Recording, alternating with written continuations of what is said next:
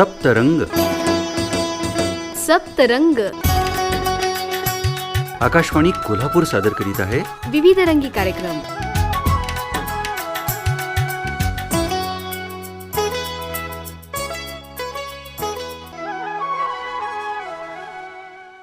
सप्तरंग कार्यक्रमात श्रोते हो, आपणा सर्वांचं मनःपूर्वक स्वागत आणि रियाजचा नमस्कार.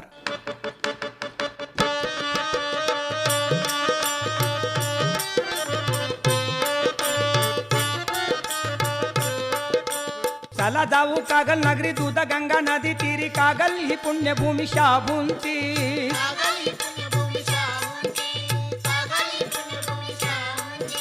शहराच्या प्रारंभाला उभा डोंगर, उत्तरेला देवी लक्ष्मी तिथे आहे वसती.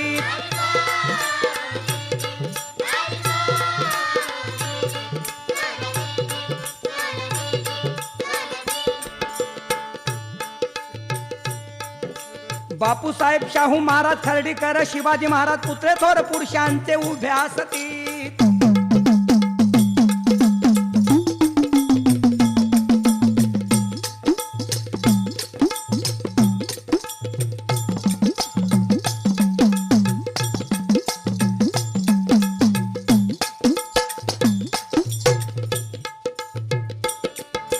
बापूसाहेब शाहू महाराज खर्डेकर, शिवाजी महाराज पुत्र थोर पुरुषांचे उभे असती.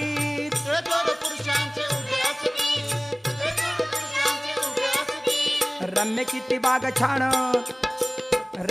बाग छान, वेशीपाशी शाहू उद्यान, नारळाची झाडे सभोवार दिसती.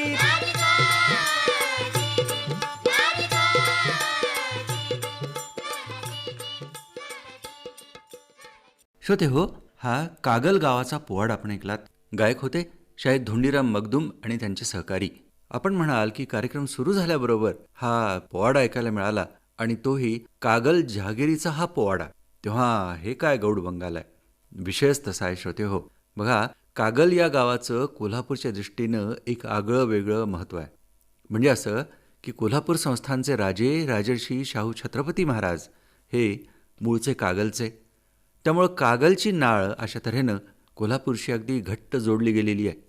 तेव्हा अशा या कागल गावाच्या इतिहासाचा अभ्यास करून जनार्दन पाखरे यांनी कागल दर्शन नावाचं एक पुस्तक काही वर्षापूर्वी लिहिलं आणि सध्या याच विषयावर एक माहितीपट ते काढतायत.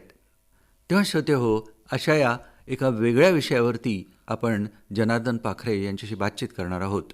नमस्कार पाखरेजी. नमस्कार. तुम्ही मूळचे कागलचे की काय? कारण कागलच्याच इतिहासात तुम्हाला एवढी रुची कशी काय? तसं पाहिलं तर मूळचा मी कागलचा नव्हे. मूळ गाव माझं कोल्हापूर. 30 वर्ष माझं वास्तव्य कागल गावामध्ये आहे. हां. आणि कागलमध्ये ऐतिहासिक पाऊलखुणा ज्या आहेत त्या माझ्या नजरेमध्ये आल्या आणि त्याचं कुठंतरी शब्दबद्धता करावी या उद्देशानं 2006 साली पहिलं कागल दर्शन असं ऐतिहासिक वैभव सांगणारं पुस्तक मी लिहिलं गेलं. आणि सध्या मी त्याच्यावरतीच एक माहितीपट तयार करतोय आणि त्याचं चित्रीकरणही सुरू आहे. त्या पुस्तकाची तुम्ही जेव्हा तयारी केलीत, असं एक कागल दर्शन नावाचं हे पुस्तक लिहायचं आहे, तर त्यावेळी तुम्हाला काय काय अनुभव आले, काय काय पाहिलं तुम्ही त्या गावामध्ये? त्यावेळी अनेक लोकांना असं वाटलं की हे वैभव फार जुनं आहे आणि एकत्रित करणं फार मोठं काम आहे, कठीण काम आहे आणि हे कसं शक्य आहे. त्यासाठी सर्व प्रकारची मेहनत घेण्यासाठी मी तयारच होतो. एक सांगण्याचा अनुभव असा होता, यशवंत किल्ल्याची माहिती घेण्यासाठी मी तिथं गेलो होतो. त्यावेळेला एक धनगर मेंढरे घेऊन तिथं चारायला बसला होता. फार जुना असा वयस्कर वाटला म्हणून ऐकून तरी काय माहिती आहे का या यशवंत किल्ल्याबद्दल म्हणून मी त्याला विचारलं. तो म्हटला, मला काय माहिती नाही, मात्र असं का विचारताय तुम्ही?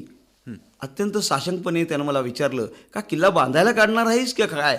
अशा भाषेत त्यानं आपलं वक्तव्य केलं व त्याच्या लक्षात आलं नाही की किल्ल्याची माहिती कशासाठी एकत्रित केली जाते. अशा प्रकारचे अनेक अनुभव आले की हे एकत्रित करणं फार कठीण काम होतं.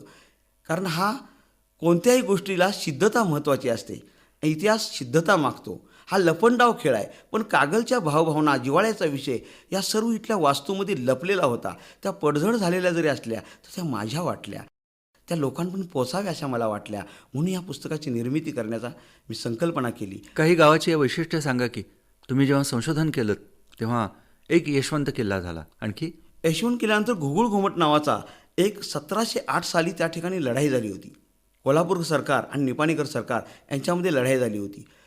त्या लढाईमध्ये सांगावचे एक माने होते. त्यांची मान जरी तुटली तरी ते लढाई खेळत बसले होते ते. त्यामुळं त्यांना भीम बहादूर किताब दिला गेला आणि तो विजयस्तंभ या नावानं तिथं तो स्तंभ आजही उभारलेला आहे. मात्र त्याला घुगळ घुमट संपूर्ण कागलगाव असं म्हटलं जातं त्याला. त्यानंतर जयसिंगराव तलाव हा 1892 साली बांधला. त्यावेळच्या जहागीरदारांनी शाहू महाराजांच्या काळामध्ये कागलवासियांच्या पाण्याचा प्रश्न, अत्यंत महत्त्वाचा प्रश्न, त्यांनी त्या काळामध्ये 1,92,000 रुपये खर्च करून तलाव उभा केला. आजही तो समस्त कागलवासियांची तहान शमवत आहे. त्याचबरोबर कागलमध्ये 7 मोठा विहीर आहे, ऐतिहासिक विहीर आहे. सन 1932मध्ये तिथं अग्निगंगन चित्रपटाचं शूटिंग झालं होतं आणि त्याच विहिरीवर राजर्षी शाहू महाराजांनी 7 मोठा एकाच वेळी ओढलेल्या होत्या. पाखरेजी, तुम्ही आता सांगितलं मला की 7 मोठा होत्या आणि शाहू महाराजांनी ओढल्या, तर म्हणून त्या विहिरीचं नाव असं पडलं की काय? असं वयस्कर व्यक्तींच्याकडून मला समजलं की 7 मोठा ओढल्या त्यांनी. 7 मोठा तिथं आजही खुणा आहेत त्याच्या. बर. पण ओढणारी व्यक्ती राजर्षी शाहू महाराज होती. हा एक वेगळा दुवा ऐतिहासिक असल्यामुळं 7 मोठा वीर ह्या राजर्षी शाहूंच्यामुळे आणि त्याला प्रसिद्धी मोठी मिळाली. महत्त्वाचं ते ऐतिहासिक वीर असल्यामुळे आजही तिथलं पाणी कधीही कमी झालेलं नाही. फार जुनी म्हणजे 19व्या शतकाच्या पूर्वी बांधलेली ती विहीर आहे. आजही भरपूर पाणी त्या विहिरीला असतं. तुम्ही तलावाचाही उल्लेख केलात आणि तलावातून मला वाटतं आजसुद्धा कागल गावाला सगळं पाणी मिळतं, प्यायचं पाणीसुद्धा त्या तलावातूनच मिळतं. सर पिराजीराव घाडगे राजे शाहूंचे सख्खे भाऊ हे अल्पवयी असताना त्यावेळी तो बांधला गेला. म्हणजे शाहू महाराजांचं खरं नाव पूर्वाश्रमीचं घाटगे. राजर्षी शाहू महाराज हे मूळचे कागलचेच. सर पिराजीराव म्हणजे बाबूसाहेब यांचे सख्खे भाऊ ते नंतर 1894ला कोल्हापूर गादीला दत्तक गेले. गावाची आणखी काही वैशिष्ट्य सांगा की गावाची रचना कशी आहे, पूर्वीच्या काळी हा गाव कसा होता, लहान असेल किंवा पूर्वी गावांना तटबंदी असायची, असं काही दिसलं का तुम्हाला कागल? हो, कागलला मुळात 4 वेशी होत्या. आज 2 वेशी अस्तित्वात आहेत. कोल्हापूर वेस आणि निपाणी वेस आज ह्या वेशींचं नाव आहे. मात्र पूर्वी कोल्हापूर वेशीचं नाव जे होतं त्याचं नाव हिंदुराव वेस असं होतं आणि निपाणी वेशीचं नाव दूधगंगा वेस होतं. अच्छा, असं होतं. बरं. परत आता जे पुणेकरांचं घर आहे तिथं किल्ला वेस होती, म्हणजे यशवंत किल्ला त्या पूर्वे बाजूला होता म्हणून किल्ला वेस म्हणायची. आणि कोष्टी गल्लीमध्ये एक मारुती मंदिर आहे, त्या बाजूला पिंपळगाव वेस होती. अशा ह्या 4 वेशी होत्या. या 4 वेशीमध्ये हे बंदिस्त गाव होतं आणि चौफेर तटबंदी जवळजवळ 10 फुटाची होती. पण सध्या आपण बघतो तर 2 वेशी दिसतात आपल्याला. त्या वेशी उंचीला कमी होत्या, त्यामुळं गावाचा विकास होत असताना त्या नामशेष झाल्या. अच्छा. या वेशींनाही दरवाजे होते. सन 1800 सालामध्ये ह्या बांधलेल्या वेशी आहेत. अशीच एक मोठी वेस गाव चावडीजवळ आहे, ती 1915 साली बांधली गेली. हे पुस्तक लिहित असताना किंवा त्याची तयारी करताना तुम्हाला अनेक व्यक्ती पण भेटले असतील. कोण कोण? प्रथम राजे विक्रमसिंह घाडगेंना मी माझा हा विषय सांगितला की कागलचा इतिहास मी एकत्रित करायचा माझा विचार आहे. तर त्यांना तो विषय फार आवडला की हा दुर्मिळ विषय आहे आणि या गोष्टीकडे लोकांचं दुर्लक्ष झालेलं आहे. मला विचारलं तुम्ही का करताय, तर भावी पिढीला ऐतिहासिक कागल समजावं हा उद्देश नजरेसमोर ठेवून मला हे लेखन करायचं आहे असं सांगितलं. नुसतं कागल माझं म्हणून चालणार नाही, तर आपल्या गावाची माहिती परिपूर्ण असणं महत्त्वाचं आहे. दुसरं एक सांगायचं असं आहे की कागलचं पूर्वी नाव वेगळं होतं, ते काय नाव होतं हे माहीत नाही. मात्र शेवटचा जो राजा झाला कागलला तो काकल अमोघ वर्ष असं त्याचं नाव होतं. काय होतं नाव पुन्हा एकदा? काकल अमोघ वर्ष बरं. असं त्याचं नाव होतं. मग कालांतरात त्यांना आपलंच नाव काकल असं गावाला दिलं गेलं आणि काकल ह्या शब्दाचा पुढं अपभ्रंश झाला आणि कचा अपभ्रंश होऊन कागल हा शब्द पडला गेला. आता काकल म्हणजे कंठभूषण आणि कंठभूषण सारखं हे संस्थानिक गाव पूर्वीपासूनही होतं. अनेक राज्यांनी इथं राज्य केलीत, राजधानी म्हणून कागलला स्वीकारलं. अर्थात कोल्हापूर संस्थानातील ही जहागीर होती. मात्र वेगवेगळ्या राज्यांनी वेगवेगळ्या कालावधीसाठी या कागलचा ऐतिहासिक राजधानी म्हणून उपयोग करून घेतला आणि अत्यंत शूर वीर असे योद्धे या ठिकाणी निर्माण झाले. कागलमध्ये काही जुनी जाणती माणसं आहेत. एक काटकर आबा म्हणून होते, वारलेत ते आता. त्यांनी या कामाला मला प्रोत्साहन दिलं. ते म्हणले फार चांगला विषय आहे. जवळजवळ ते मला भेटले त्यावेळेला 95 वर्षाचे होते. त्यांनी कागल बरंच पाहिलं होतं, जुनं 2 वेशीतलं गाव पाहिलं होतं, राजवाडे पाहिलं होतं, राजे घाडगे घराण्याशी ते संबंधितही होते. त्यामुळं त्यांनी मला सांगितलं हा विषय कोणीच उचलला नाही. मात्र यापूर्वी डॉक्टर D.A. घाडगे नावाचे ग्रस्त आमच्या कागलमध्ये होते.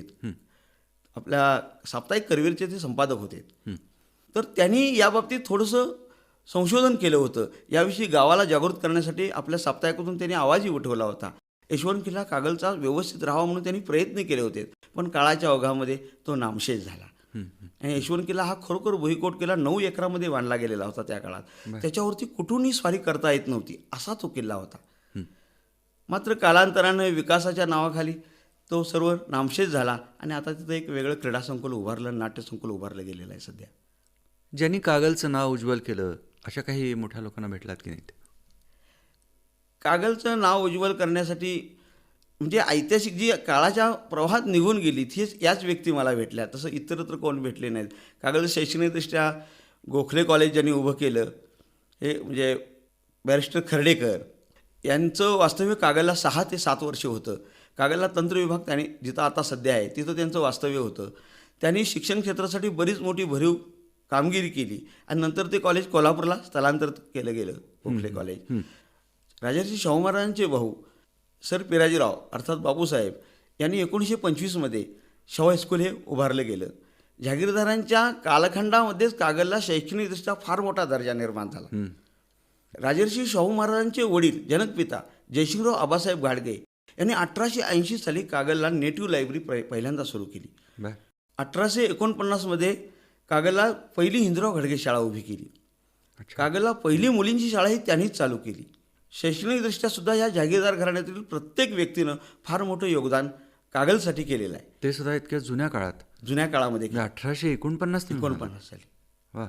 आणखी एक सांगायचं म्हणजे कागलच्या अभिनेत्री तानीबाई डवरी बऱ्याच मराठी चित्रपटामध्ये त्यांनी भूमिका केल्या. पूर्ण अशिक्षित असलेली स्त्री मात्र त्यांच्याकडून अत्यंत सुंदर अशी कामं करून घेतली आणि संत तुकाराम चित्रपटामध्ये संत तुकारामांच्या पत्नीची म्हणजे आवडीची भूमिका त्यांनी अत्यंत सुंदरपणे केली होती. त्यांचं निधन कागललाच झालं. कागलसारख्या ठिकाणी अशा पद्धतीच्या अभिनेत्री त्या काळात असणं हे एक वेगळा योगायोग म्हणावा लागेल. म्हणजे आम्ही असं ऐकलंय की संत तुकाराम चित्रपटामध्ये विष्णुपंत पागनीस होते आणि त्यांनी तुकारामांची भूमिका केली होती. तोच चित्रपट? हो, तोच चित्रपट सन 1936मध्ये पडद्यावर आला होता तो. बरं. मी गाजलेला चित्रपट त्या गाजलेला काळातला. चित्रपट. आणि त्यातल्या मुख्य अभिनेत्री ज्या होत्या त्या कागलच्या तानीबाई डवरी होत्या. अच्छा. हां. त्यांचे वंशज आता कोणी आहेत का ते? आहेत त्यांचे वंशज आहेत. बरं. डवरी म्हणून त्यांचे वंशज आहेत कागलला राहायला, त्याच गल्लीमध्ये आहेत. याशिवाय जे प्रभात चित्र कंपनीचे कला दिग्दर्शक यस फत्तेलाल हे आमच्या कागलचे. म्हणजे फत्तेलाल शेख. फत्तेलाल शेख बरं. हे कागलचे. फार मोठं त्यांचंही योगदान सिने क्षेत्रामध्ये होतं. त्यांनी मग कागलमध्ये सुरुवात केली होती या चित्रपट क्षेत्राची, का ते कोल्हापुरात येऊन नंतर स्थायिक झाले आणि असं काही घडलंय? त्यांच्याविषयीची काय माहिती तुम्हाला मिळाली? त्यांनी सिने क्षेत्राशी कोल्हापूर जवळ असल्यामुळं, कोल्हापूर म्हणजे कलापूर असल्यामुळं आणि त्यांच्यातही कलागुणांना कोल्हापूर ठिकाणी असा संधी मिळत असल्यामुळं त्यांनी परत कोल्हापूरशीच कॉन्टॅक्ट केलं. तसं त्या काळामध्ये सिने क्षेत्रात जाणंही फार म्हणजे महत्त्वाचं समजलं जात नव्हतं, तरी त्यांना घरातून पाठवलं गेलं आणि त्यामध्ये मोठा त्यांनी म्हणजे नाव कमवलं त्यांनी, कागलबरोबर कोल्हापूरचंही आमच्या. त्याचबरोबर शंकर कवटे नावाचे एक आमच्याकडे कागलला एक सिने क्षेत्रात होते. बऱ्याच भालजी पेंढारकरांच्या मराठी चित्रपटामध्ये त्यांनी भूमिका केलेल्या होत्या. शंकर कवटे म्हणजे अभिनेते होते? अभिनेते. त्याचबरोबर टी गुलाब नावाचे एक होते. टी गुलाब हे चित्रपटामध्ये साईड भूमिका करत होते, मात्र कलाक्षेत्राशी संबंधित होते. त्यांची पत्नी त्यामध्ये त्या क्षेत्राशी संबंधित होती. कागलच्या दूधगंगा नदी जी आहे त्या बाजूला राधाकृष्ण मंदिर एक आहे. 1857 साली तिथं ते मंदिर बांधलं गेलं. आणि कागल तालुक्यामध्ये नानीबाई चिखले एक राजवाडा आहे. नानीबाई म्हणून तिथे एक मोठ्या कर्तबगार अशा स्त्री होऊन गेल्या. त्या घाडगे घराण्याच्या अत्यंत म्हणजे शूर असे लढवय्या त्या होत्या. बराच काळ त्यांनी कागल जहागीरचा कारभार त्यांच्या नानीबाई चिखलीतून त्यांनी केलेला होता, पाहिलेला होता. त्या नानीबाईंचाच मुलगा म्हणजे हिंदूराव घाडगे, की ज्यांचं नाव आज हिंदूराव घाडगे शाळेला नाव आहे. कागलमध्ये शाळा आहे त्यांचं नाव आहे. आणि त्यांची जी मुलगी होती बायजाबाई शिंदे ती ग्वाल्हेरची आहे, दौलतराव शिंदे यांना दिली गेली होती. आणि नानीबाई चिखलीचा राजवाडा हा अत्यंत मोठा राजवाडा होता. तिथला सर्व कारभार त्या राजवाड्यातून पाहिला जायचा. आणि नानीबाई चिखली या गावाला फार मोठा ऐतिहासिक वैभव आहे. त्या नानीबाईंच्यामुळे नानीबाई चिखली असं नाव पडलं त्यांचं. म्हणजे तो चिखलीचा राजवाडा वेगळा आणि कागलचा राजवाडा वेगळा, हे दोन्ही वाडे वेगळे. बरं. या राजवाड्यामध्ये असा एक कुंड आहे पाण्याचा, आजही आहे, की तो पूर्ण भरला तर पाणी कुठून जाते समजत नाही पावसाळ्यामध्ये. अशा तऱ्हेने तो बांधलेला आहे. नदीच्या अत्यंत अशा बरोबर काठावरती बांधला गेलेला आहे तो. फार मोठ्या समाधीही तिथं त्या काळात बांधलेल्या आहेत त्यांच्या. पूर्वी तिथं वेसही मोठी होती, चौघाडाही वाजत होता तिथे. फार मोठं ऐतिहासिक वैभव त्या नानीबाई चिखली गावालाही होतं. हरिबा बेनाडे यांच्या 42च्या क्रांतीच्या युद्धामध्ये म्हणजे त्यांना मारलं गेलं. त्यामुळं त्या गावाला देशभक्त साने गुरुजी यांनी भेट दिली होती. तर असं ते ऐतिहासिक प्रसिद्ध असं नानीबाई चिखलीचा राजवाडा म्हणून नानीबाई म्हणून नाव त्या गावाला चिखली असं पडलं. अच्छा. त्याचबरोबर मुरगुड संस्थान हे कागलमध्येच येत होतं. तर तिथंही 1919 सालीमध्ये सर पिराजीराव तलाव राजर्षी शाहू महाराजांनी बांधला. जवळजवळ त्या काळी 8 लाख रुपये तो तलाव बांधायला खर्च आला होता. 550 ते 500 एकर जमीन आज त्या तलावातील पाण्यानं भिजली जाते. त्याचबरोबर 3 गावांना यमगे, दौलतवाडी आणि मुरगुड या गावाला पिण्याच्या पाण्याची सोय त्या तलावानं केलेली आहे. तसंच तिथंच मुरगुडमध्येच 1920 साली राजर्षी शाहू महाराजांनी एक आनंद आश्रम नावाचा मोठा राजवाडा बांधला. 5 एकरामध्ये 1.25 एकर तो राजवाडा अत्यंत हवेशीर मोठ्या बगीचा, नोकरांसाठी वेगवेगळ्या खोल्या अशा तऱ्हेनं त्या काळामध्ये बांधला गेला. आजही तो सुरक्षित आहे आणि पाहण्यासारखा तो आहे. हे कागल जहागीरच्या वेळीच झालं. त्याचबरोबर 1921 साली कागलला नगरपालिका राजर्षी शाहू महाराज आणि बापूसाहेब महाराज यांनी स्थापन केली. त्यावेळेला त्या नगरपालिकेचे पहिले नगराध्यक्ष हरिभाऊ पाटील हे त्यावेळेला पहिले नगराध्यक्ष म्हणून झाले. कागलच्या गायनाच्या क्षेत्रामध्ये गुलाबबाई कागलकर ह्या प्रसिद्ध होऊन गेल्या. ह्या शास्त्रीय गायनामध्ये निपुण फार होत्या. तसे त्यांनी त्यांचा शिष्यवर्गही तयार केला आणि त्यांचं मूळ नाव म्हणजे आडनाव कलावंत सहसा असते, पण त्यांनी कागलचं वैभव लक्षात घेऊन किंवा कागलकरांच्या करून त्या आपल्या 4थ्या गल्पामध्ये कागलच्या उरसामध्ये गायल्या जायच्या म्हणून गुलाबबाई कागलकर हे नाव पडलं. फार मोठा त्यांच्या नावाचा, त्यांच्या कार्याचा, त्यांच्या गायनाचा इतिहास आहे. हां, उरसाचा तुम्ही उल्लेख केलात. गैबीचा दर्गा आणि तिथला उरूस हा फार प्रसिद्ध आहे कागलचा. तर त्याविषयी थोडंसं सांगा की हा उरूस साधारणपणे केव्हा होतो, कसा होतो, काय महात्म्य आहे तिथलं? हा उरूस सन 1801 मध्ये सुरू मोठ्या प्रमाणात झाला. तो आज अखेर जवळजवळ 400-450 वर्षे फार मोठ्या प्रमाणात इथं संपन्न होतोय. हा जवळजवळ 5 दिवस उरूस असतो. तेल्याची बाई म्हणून तेल्यांचा एक पहिला गलप असतो. दुसरा गलप गावकऱ्यांचा असतो. तिसरा गलप ज्युनियर कागलकरांचा असतो. अरे वा. आणि 4था गलप हा सिनियर कागलकरांचा असतो. अलीकडंच म्हणजे शाहू कारखान्यामार्फत 5वा गलप घातला जातो. आणि ह्या गैबीचाच एक भाऊ म्हणून शेख सिराज म्हणून आमच्या इथे एक दर्गा आहे. त्यांचाही उरूस, त्यांचाही गलप त्या काळामध्येच 5 दिवस होतो.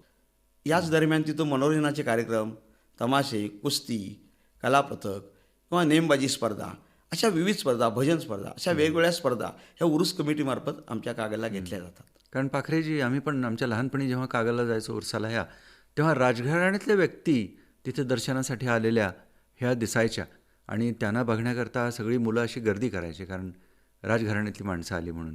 ती परंपरा आज सुद्धा हो आहे. या गैबी पिराचं वैशिष्ट्यच असं आहे की 1801 साली पूर्वी जे मूल जन्माला आलं घाडगे घराण्यामध्ये ते पिराच्या कृपेनं आलं म्हणून त्यांचं नाव पिराजी ठेवलं गेलं. पिराजीराव घाडगे यांच्यामध्ये 30 नावं पुन्हा ठेवली गेली. पण मुलं दत्तक घेणं हा प्रकार असल्यामुळं काही वेळेला ह्या देवाच्या आशीर्वादामुळं, कृपेमुळं आणि आमच्या गैबीच्या आशीर्वादामुळं मूल जन्माला म्हणून पिराजी असं नाव ठेवलं गेलं. आणि त्यावेळेपासून कागलच्या उरसाला फार मोठा गती आली आणि अत्यंत उत्साहानं तो साजरा केला.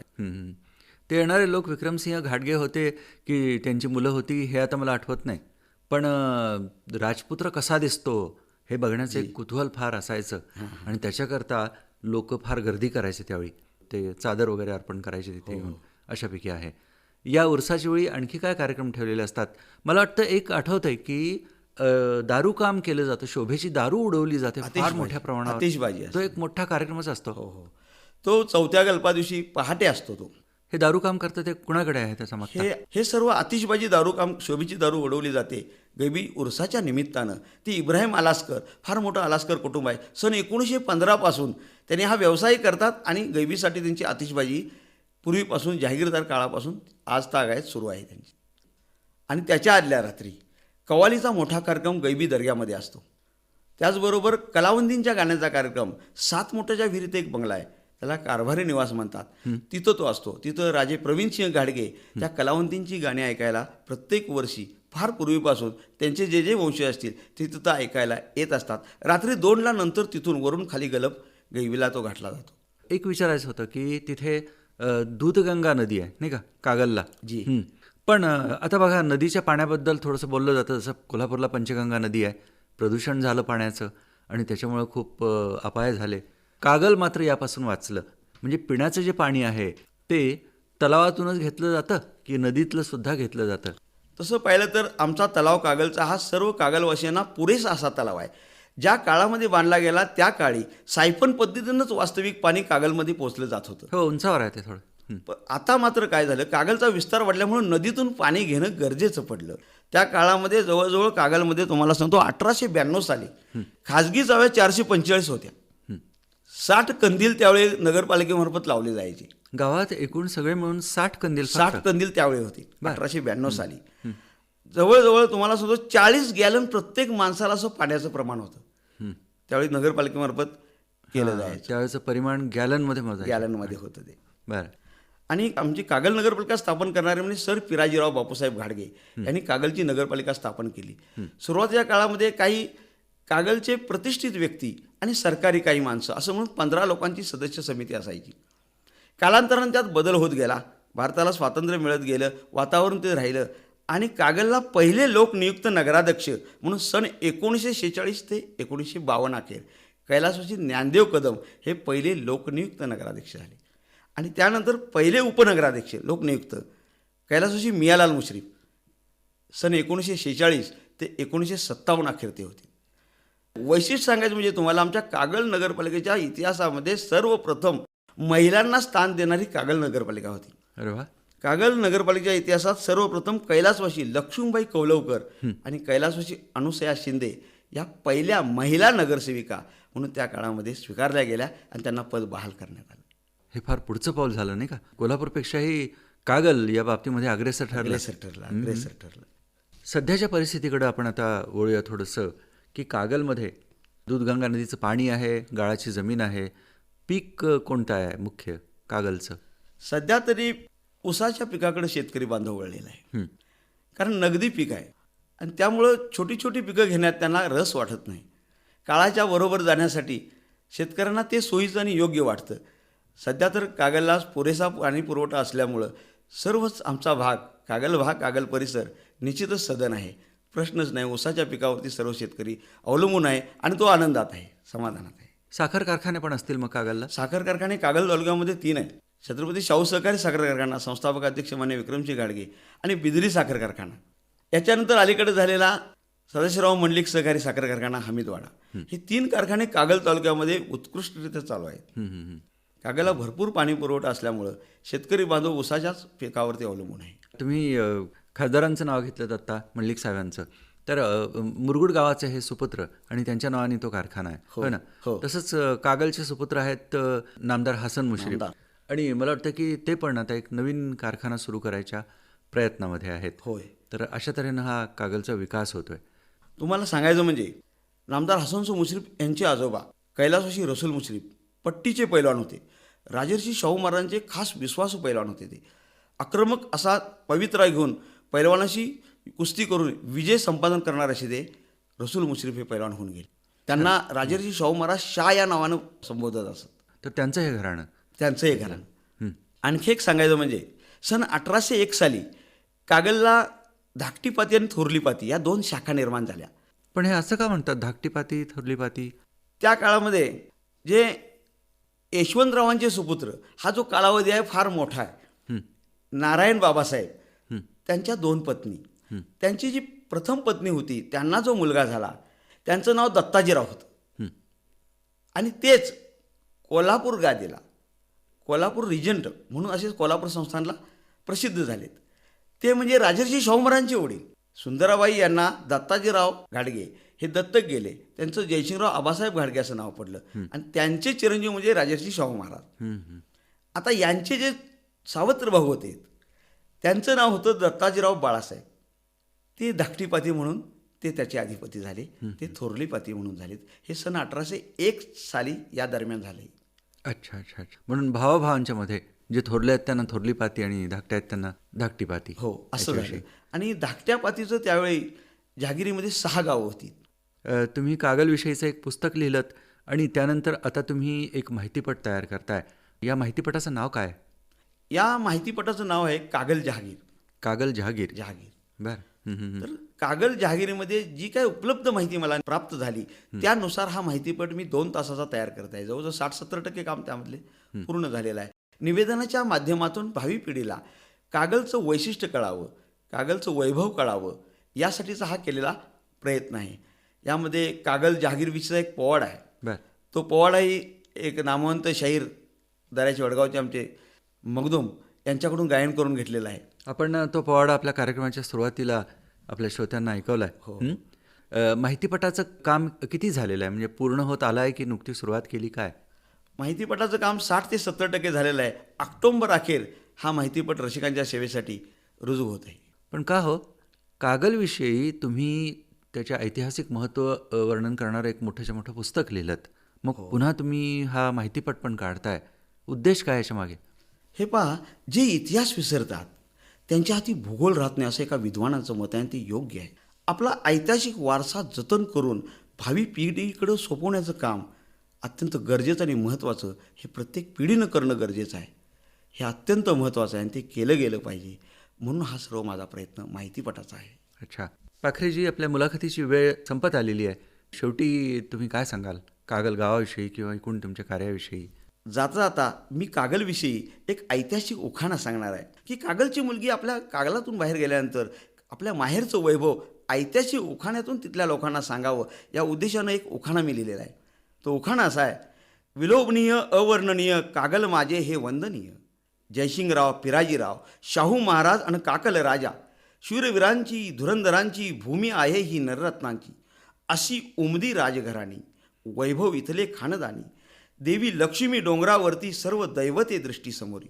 वेस कोल्हापूर आणि निपाणी, तुळजाबागन खासबागई. माळ बंगला सात मोठा वीर, ऐतिहासिक राम मंदिर. शेख शिराज गैबी राजा, स्पर्श लाभतो सदा कृपेचा. जयसिंग तलावातील पाणी अमृतासम तहान शमी. संत वाहते दूधगंगा ही साक्ष असे ही इतिहासाची. राधाकृष्ण मंदिर देते दिशा सदैव समानतेची. संस्थानिकांची कागल जहागीर, प्रतिबिंब जणू माझे माहेर. संस्काराच्या या मंगलखानी दीपक सिंहांचं नाव आहे अमृतवाणी. दीपक सिंहांचं नाव आहे अमृतवाणी. वा म्हणजे इतका मोठा उखाणा आहे की फार पूर्वीच्या काळी स्त्रिया अशा प्रकारचे उखाणे रचायच्या. घेतो. तर तशापैकी एकूण या उखाण्यामध्ये कागल गावाचं संपूर्ण वर्णन आलेलं आहे.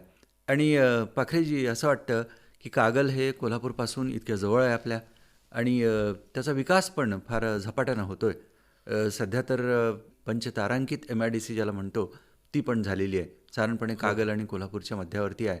म्हणजे ही गावं जवळजवळ एक होण्याच्या मार्गावरती आहेत. लोकसंख्या वाढत राहिली, गावांचा विस्तार वाढत राहिला तर कदाचित पुढच्या काळामध्ये जुळं कोल्हापूर म्हणून सुद्धा कागलकडं बघितलं जाईल. आणि ती एका दृष्टीनं चांगली गोष्ट असेल, कारण मोठ्या शहराशी कागल जोडलं जाईल आणि मग सगळा जो विकास आहे त्याची जी फळं आहेत ती कागललासुद्धा उपभोगता येतील. तुम्ही हे जे माहितीपटाचं कार्य करता त्याच्यासाठी तुम्हाला शुभेच्छा देतो. हा माहितीपट म्हणजे जवळजवळ एक ऐतिहासिक पट व्हावा अशी एक शुभेच्छा आपण व्यक्त करूया.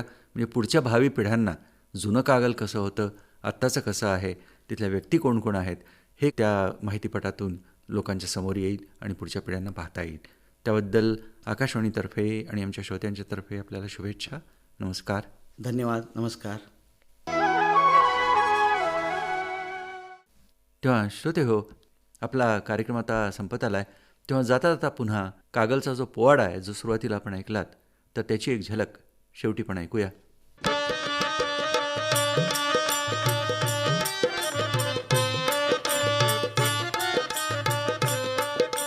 बघा जरा बाजूला जयसिंग तलाव दिशे भाला. निसर्गाची मर्जी माझ्या गावावरती.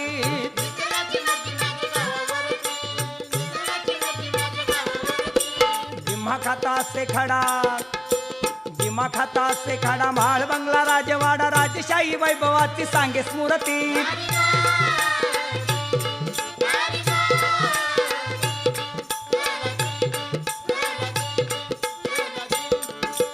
दक्षिणेचा थाटणारा तुळजाबाग कारामळा. राधाकृष्ण मंदिराची बहुकीर्ती.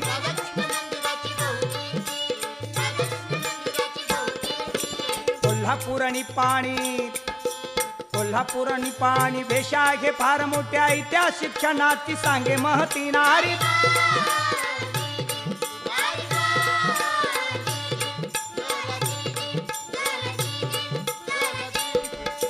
शेख शिराज गैबी दर्गा माळावरती. मौला अल्ली राजा रंकाईत बघा मानालवती.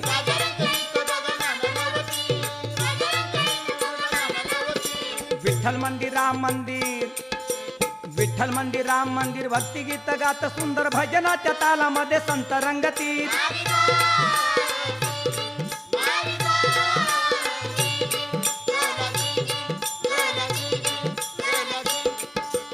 पहिलं बाण भल भल पूर्वी होत इथं झालं, आता त्यांची नाव सुद्धा नाही उरली.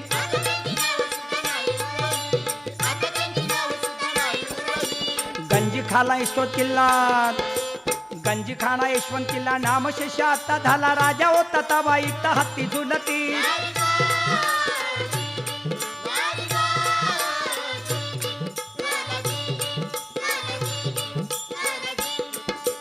साहित्यिक सिनस्टार कवी आणि शिल्पकार गावाच्या कीर्तीमध्ये भर टाकती.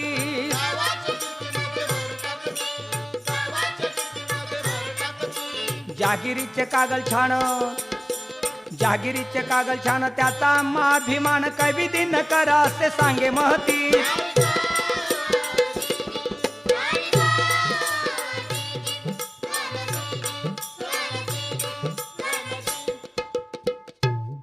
श्रोते हो, आजच्या सप्तरंग कार्यक्रमामध्ये कागल दर्शन या पुस्तकाचे लेखक आणि कागल गावाविषयी एक माहितीपट बनवणारे श्री जनार्दन पाखरे यांच्याशी रिया शेख यांनी केलेली बातचीत आपण ऐकलीत. तेव्हा आता निरोप घेऊया आणि पुन्हा भेटूया पुढच्या रविवारी 9:30 वाजता सप्तरंग या कार्यक्रमात एका वेगळ्या रंगासह. नमस्कार. सप्तरंग निर्मिती सहाय्य अमर कांबळे, निवेदक आणि सादरकर्ते रिया शेख.